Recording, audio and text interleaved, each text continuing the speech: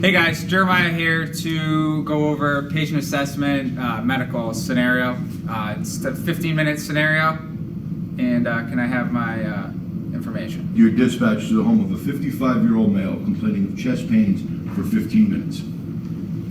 All right, so my BSI is on. I'm checking to make sure my scene is safe. Scene is safe. My nature of illness is chest pain. I appear to have one patient. I'm going to call for ALS, and I'm going to consider C-spine. In considering C-spine, I'm going to walk in. I'm going to introduce myself. Hi, my name is Jeremiah. I'm an EMT. I just want to start off by asking you if you've fallen or hit your head lately. Oh, no, I haven't. Okay, so I would consider C-spine, but it's not necessary at this time. My general impression, which is done from the doorway, is going to be a male patient sitting in a chair, and he appears sick. I'm going to assess responsiveness. So in order to do that, I'm going to ask my patient if he can tell me his name. Matt, Okay. Do you know where you are right now? I'm at my house. Okay. Do you know what the year is? 2017. And do you know why we're here? Called because I have chest pain. Okay, so my patient is alert, and he's alert and oriented times the 4 questions I asked. So the patient is A and O times 4. Next thing I need to do is ask my patient about chief complaint. So I'm going to ask him, sir, can you tell me why did you call us today? I was carrying boxes up and downstairs, just moving out, and I got this really bad chest pain. Just don't know what to do. Okay, so my patient's chief complaint is he was moving boxes up and down the stairs, and he has chest pain. The other thing I need to do is consider apparent life threats, so I would expose my patient, and I'm going to look head to toe for any immediate life threats, anything that would affect airway, breathing, or circulation. No life threats found. All right.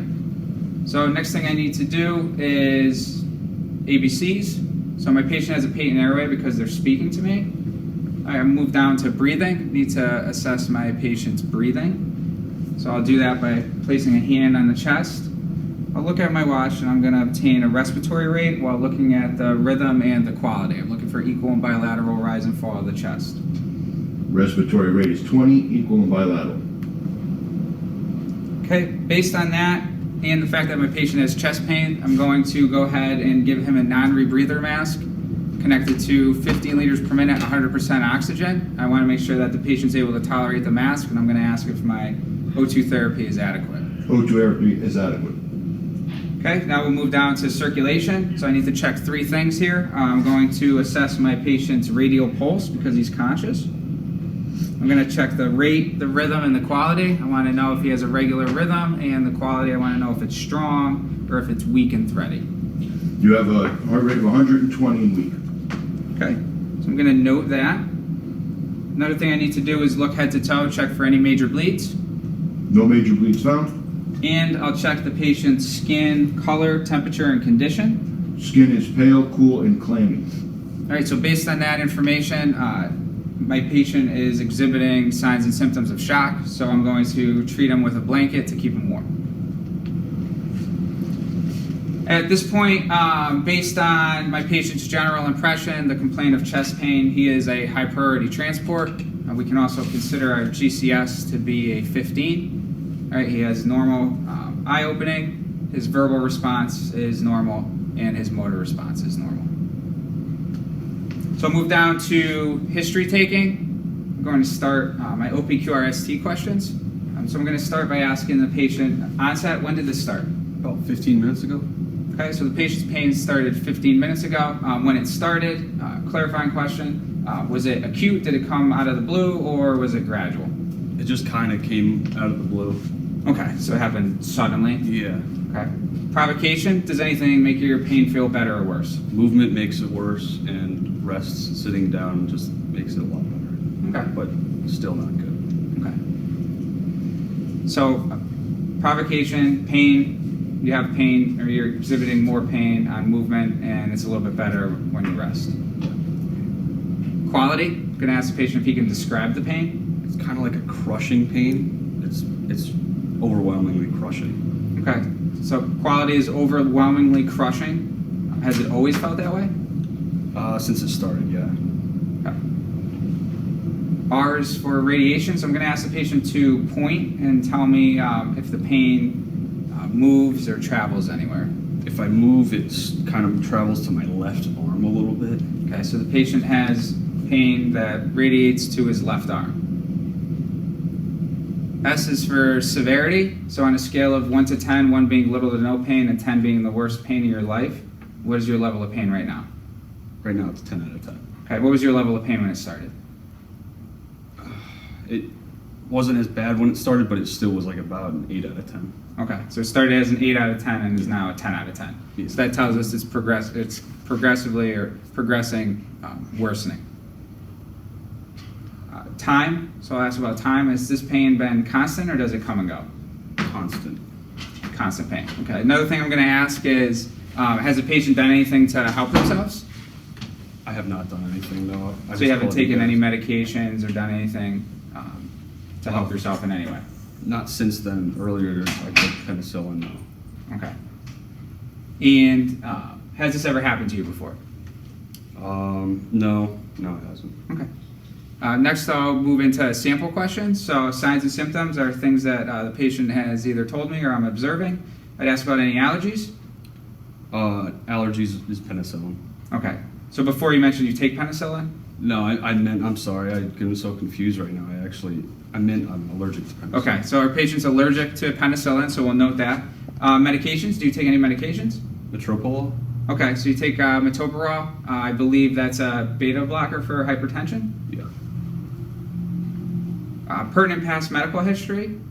I got like hypertension and they said I got a bad heart. Sometimes I don't know. All right. Do you see a doctor regularly for your heart condition? Yeah, I do. Okay. And you don't know what it is? Not really, no. Okay. Last oral intake, what was the last thing you had to eat or drink? When was it? Breakfast, About how long ago? about 4 hours ago. Okay. And events leading up to this, what happened? Just moving, I was moving up and down the stairs, I was just moving boxes. Okay, so physical exertion. Yeah. All right.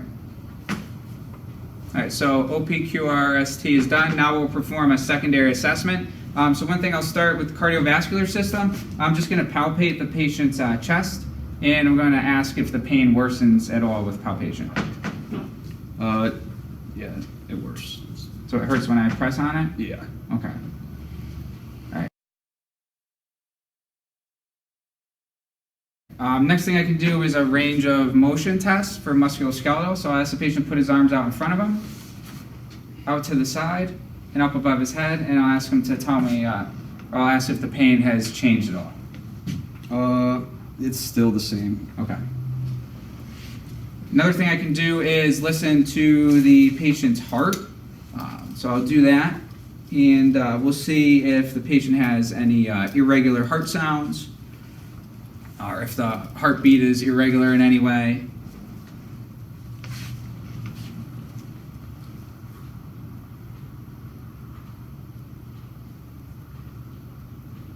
How does the patient's heart sound? Strong. Have regular rhythm? Yep, regular rhythm and strong. Next thing I'll do while I'm here is listen to the lungs in all 6 spots. Take a deep breath. Lung sounds are clear. And we'll check mid-axillary. Lungs are clear, which is good. One thing we note is whether or not there was any fluid in the lungs, any crackles, any rales. Another thing I can do is reassess the patient's skin color, temp, and condition. Right. I would also expose my patient, look for any bruising. No bruising found? Nothing noted. Right. And again, I just reconfirm that there was no pain or trauma in any way.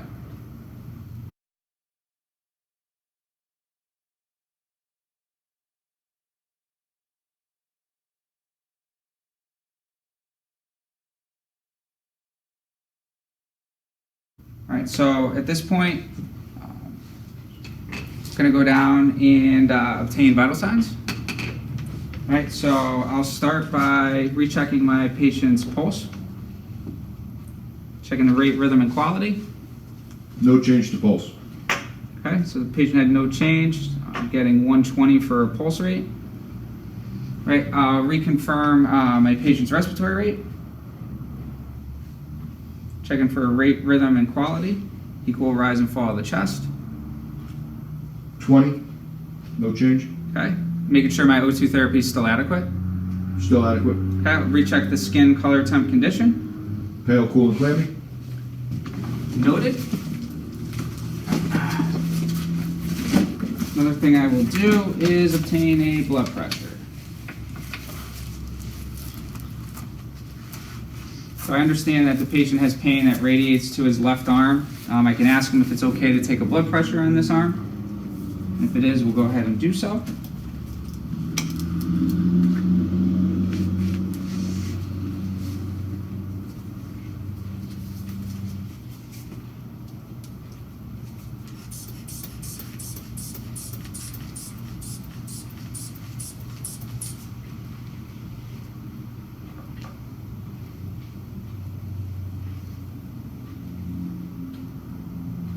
Blood pressure is 140 over 92. 140 over 92, noted.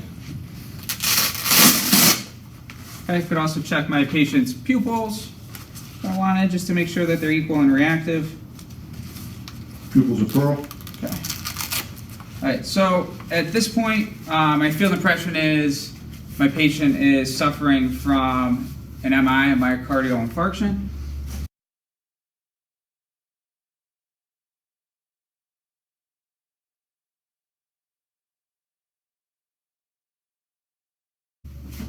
All right, based on that, I'm going to want to administer aspirin and nitroglycerin to help relieve the patient's chest pain.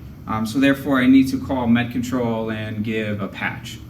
So my patch would be that I have a 55-year-old male patient coming from home complaining of crushing, constant 10 out of 10 chest pain that radiates to his left arm.